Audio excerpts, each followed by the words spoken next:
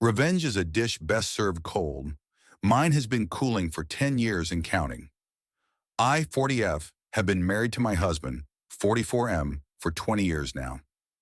We have two kids, 16F and 13M. My husband is what I would consider a high earner by middle-class standards.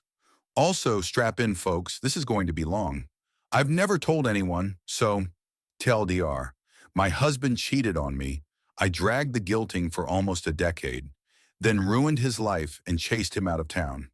10 years ago, and by complete coincidence, I found out that my husband has been cheating on me with men, and that from before we got married. We live in a smallish town in the south of the USA. Him coming out as gay will have consequences. I believe that that is the only reason he has not come out to anyone. First, here's how I found out he was cheating on me. He got sloppy, left a credit card bill, for a secret card, in the pocket of a coat. While going through it, I found all the telltale signs of infidelity. Payments to a hotel in a nearby county, restaurant bills, gifts, flowers, condoms, and lubricant, etc. I started camping outside the hotel on days he told me he would be late, and I saw him bringing different men there. I am very good at compartmentalization and have a great poker face. Comes with growing up in an abusive household. So I was able to give myself the time to cool off and to come up with what I should do. First thing I did was getting an STD panel, since I didn't know how safe he was with his partners. It came out negative. Then I convinced him that we should use condoms, since I was having side effects from the pill. He was okay with it. I had a long think, and I came up to the decision that I was not going to confront him, nor was I going to leave him.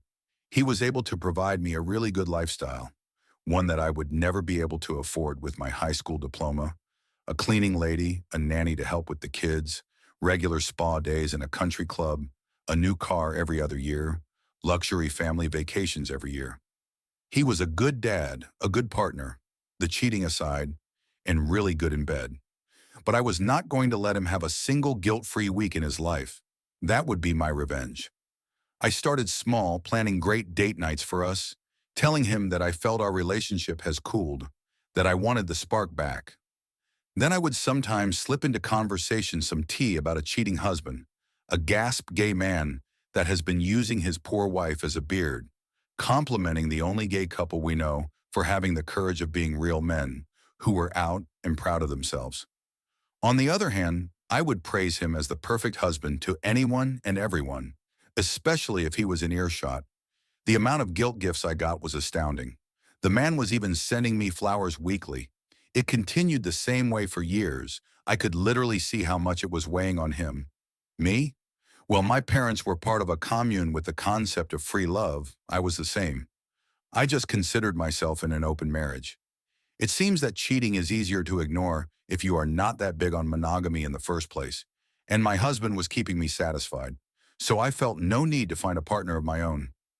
Then 4 years ago, I guess he met the love of his life. He started seeing just the one guy. I was seriously thinking of ending the whole thing, especially since I have started a business by then, and was able to bring in enough money to support myself and my kids while maintaining my lifestyle.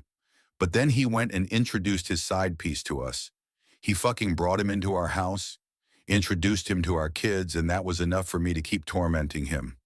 Apparently he was a new friend he made while golfing. He started hinting at moving to another state, one where it would be easier for him to come out. I refused. I told him that my business was here, and I was not going to start over in another state. Also, the kids had their friends and extended family here. It would be unfair to uproot them. Then he started trying to start arguments. I guess he wanted us to fight. Then for me to ask for a divorce. I just stopped all those arguments in their tracks. I would just agree with whatever he said. He was right, I was wrong. And to make it up to him, how about a nice dinner and some great sex? He hated that. I knew from spying on his phone that having sex with me felt like cheating on his BF, the audacity of this man. I also knew that his BF was pressuring him to leave me almost every day. He was stuck between a rock and a hard place. He started drinking, and when it got too heavy, that was when I decided that enough was enough. I wanted to ruin his life. Part 2 is on my account.